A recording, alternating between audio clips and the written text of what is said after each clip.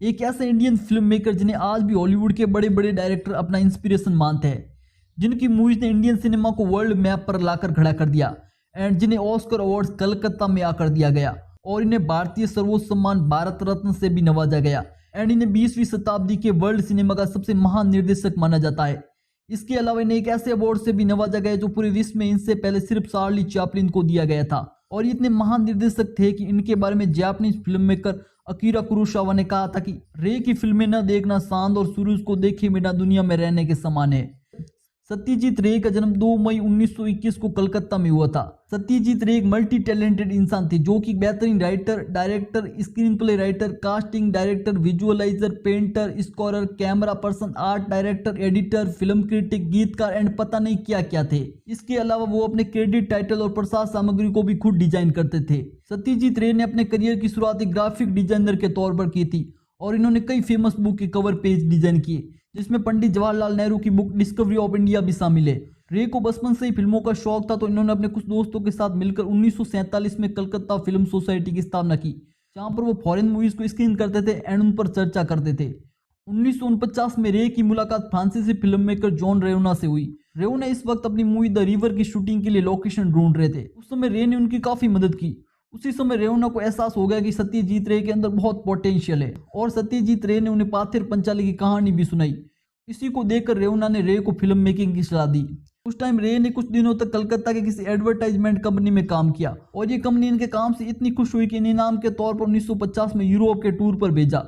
रे बचपन से सिनेमा लवर तो थे ही, तो लंदन जाने के बाद इन्होंने लंदन फिल्म क्लब की सदस्यता ले ली और कुछ ही हफ्तों में वर्ल्ड सिनेमा की बेस्ट 100 मूवीज देख डाली। वहीं विक्टोरिया डेसिका की बाइसिकल थीप ने रे को मूवी बनाने के लिए काफी मोटिवेट किया एंड लंदन से वापस इंडिया लौटते वक्त रे ने शिप में पाथेर पंचाली को लिखना शुरू किया। दरअसल पाथेर पंचाली एक बंगाली नॉवल है जिसका अर्थ होता है पथ का गीत। अब रे के हाथ में कहानी तो थी लेकिन अब उनके पास मूवी बनाने के लिए पैसे नहीं थे, लेकिन डेडिकेशन बहुत था। रे ने मूवी बनाने के लिए अपनी इंश्योरेंस पॉलिसी और एलपी रिकॉर्ड्स बेचे, फिर भी पैसे कम पड़ने पर अपनी पत्नी के गहनों तक को गिरवी रखा और मूवी की शूटिंग स्टार्ट की। रे ने पाथेर पंचाली पर अपनी सारी जमा पूंजी लगा दी थी। रे को लग रहा था कि मूवी की शूटिंग शुरू होने के बाद उन्हें कहीं से पैसे मिल जाएंगे, लेकिन ऐसा हुआ नहीं। कई बार पैसों की कमी की वजह से शूटिंग को बीच में रोकना पड़ता था और जैसे ही कहीं से पैसों का जुगाड़ होता था तो वापस से मूवी की शूटिंग शुरू होती थी और इस तरह से मूवी आगे बढ़ने लगी। पाथेर पंचाली को बनाते वक्त रे को कई सारी मुसीबतों का सामना करना पड़ा। अगर आप इस मूवी के बनाने के पूरे प्रोसेस को पढ़ेंगे तो आपको पता चलेगा कि कोई व्यक्ति अपने काम को लेकर कितना डेडिकेटेड हो सकता है। एक समय ऐसा आया कि पाथेर पंचाली की शूटिंग पैसों की कमी के कारण पूरी तरह से बंद हो गई। जो लोग इसमें पैसा लगाना चाहते थे वो इस मूवी की स्टोरी में बदलाव करना चाहते थे जो सत्यजीत रे को पसंद नहीं था। तब बंगाल सरकार ने सत्यजीत रे की मदद की और 3 साल बाद मूवी पूरी हुई और 1955 में पाथेर पंचाली थिएटर्स में रिलीज हुई तो सारे लोग शौक रह गए क्योंकि इससे पहले भारत में इस तरह की मूवी नहीं बनी थी। इसने सारे बाउंड्रीज को तोड़ दिया था। मूवी क्रिटिक्स ने जब इस मूवी को देखा तो सोचा कि भारत में ऐसी भी मूवी बन सकती है। लोगों ने इसको काफी पसंद किया एंड न केवल भारत बल्कि पूरी दुनिया में पाथेर पंचाली की बात होने लगी। सारी दुनिया इसकी तारीफ करने लगी। पाथेर पंचाली को 11 इंटरनेशनल अवार्ड दिए गए और कांस फिल्म फेस्टिवल ने तो इसे बेस्ट ह्यूमन डॉक्यूमेंट का अवार्ड भी दिया। इस मूवी ने इंडियन सिनेमा को एक ग्लोबल पहचान दिला दी थी। सत्यजीत रे ने मूवी में अनप्रोफेशनल एक्टर्स से भी बहुत अच्छा काम करवाया था। ये मूवी भारत और कई देशों में लंबे समय तक सिनेमा हॉल्स में लगी रही। द टाइम्स ऑफ इंडिया ने इसके बारे में लिखा था कि इसका किसी और भारतीय सिनेमा से तुलना करना निरर्थक है। पाथेर पंचाली तो एक शुद्ध सिनेमा है। रे की अगली फिल्म अपराजितो की बड़ी सफलता के बाद उन्हें हॉलीवुड में हर कोई जानने लगा। उनकी गिनती वर्ल्ड सिनेमा के टॉप डायरेक्टर्स में की जाने लगी। इन्होंने अपने लाइफ में लगभग 37 फिल्मों का निर्देशन किया, जिसमें फीचर फिल्में, डॉक्यूमेंट्री और कुछ शॉर्ट फिल्म भी शामिल है, जिसमें सबसे लोकप्रिय अप्पू ट्रायलॉजी को माना जाता है, जिसमें 3 फिल्में शामिल है, पाथेर पंचाली, अपराजितो और अप्पू संसार। जापान के प्रसिद्ध फिल्म मेकर अकीरा कुरोसावा ने कहा था कि रे की फिल्में न देखना चांद और सूरज को देखे बिना दुनिया में रहने के समान है। फ्रांसिस फोर्ड कपोला, जिन्होंने द गॉडफादर जैसी मूवीज बनाई है, उन्होंने रे के बारे में कहा है कि हम भारतीय सिनेमा को रे की फिल्मों से ही जानते हैं। उनकी बेस्ट फिल्म देवी सिनेमा के दुनिया में मील का पत्थर थी and famous film maker Martin Scorsese तो उनके बहुत बड़े फैन हैं।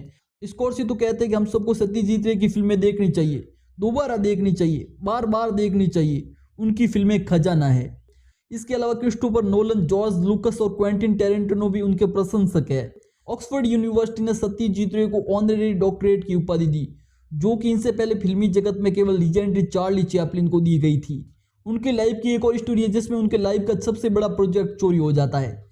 सन 1961 में रे ने कुछ राइटर्स के साथ मिलकर संदेश पत्रिका को वापस शुरू किया।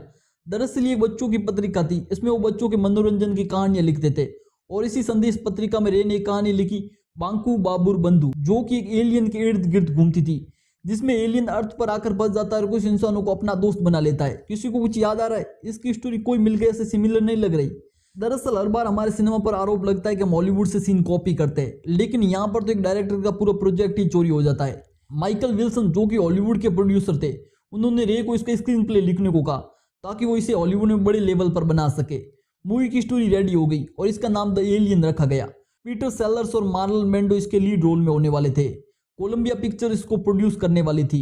ये रे के लिए बहुत बड़ा प्रोजेक्ट होने वाला था, लेकिन तभी रे को पता चलता है कि उनका प्रोजेक्ट माइकल विल्सन ने धोखे से अपने नाम कॉपीराइट करवा लिया है। ब्रेंडो बाद में इस मूवी से निकल जाते और हॉलीवुड में इस प्रोजेक्ट की कई कॉपीज ऐसे ही बढ़ रही थी और हर तरफ से गलत हो ही रहा था। तो सत्यजीत रे का भी इस प्रोजेक्ट से मन उठ जाता है। वो इस प्रोजेक्ट से क्विट करके वापस इंडिया आ जाते हैं, लेकिन कुछ समय बाद रे को पता चलता है कि माइकल विल्सन ने द एलियन प्रोजेक्ट वापस उनके नाम कर दिया है। तब कोलंबिया पिक्चर्स वापस इसको स्टार्ट करने का ट्राई करती है, लेकिन वापस ये कभी प्रोजेक्ट नहीं बन पाता है। मे भी कोई बड़ा रीजन हो, लेकिन 1982 में ET रिलीज होती है और ये उस टाइम की सबसे बड़ी कल्ट क्लासिक मूवी बनती है, जिसकी स्टोरी एक एलियन के अराउंड घूमती है, जिसमें वो अर्थ पर आकर फंस जाता है और वो कुछ इंसानों से दोस्ती करता है। एंड इस वक्त सत्यजीत रे का कॉन्सेप्ट चोरी हो गया था। ET के डायरेक्टर स्टीवन स्पिलबर्ग पर कई सारे आरोप लगे कि उन्होंने द एलियन की स्टोरी को चुराया है, लेकिन स्टीवन स्पिलबर्ग इस बात से इनकार कर देते हैं और इसी सेम कॉन्सेप्ट पर बॉलीवुड में भी एक मूवी बनाई जाती है, कोई मिल गया, एंड ये भी एक हिट रहती है। सत्यजीत रे एक विजनरी डायरेक्टर थे। 1992 में इन्हें सिनेमा में उनके कंट्रीब्यूशन के लिए life time achievement award Oscar दिया जाता है। इस वक्त इनकी तबीयत काफी खराब थी, तो ये अवार्ड इन्हें कलकत्ता में एक हॉस्पिटल में आकर दिया जाता है। ये अकेले इंडियन है जिन्हें ये अवार्ड दिया गया है। इसी साल भारत सरकार भी इन्हें भारतीय सर्वोच्च सम्मान भारत रत्न से सम्मानित करती है। सत्यजीत रे एक महान निर्देशक थे, जिन्होंने न केवल बंगाली सिनेमा बल्कि पूरे इंडियन सिनेमा को ग्लोबल पहचान दिलाई। उनके सिनेमा में कंट्रीब्यूशन के लिए उन्हें हमेशा याद किया जाएगा।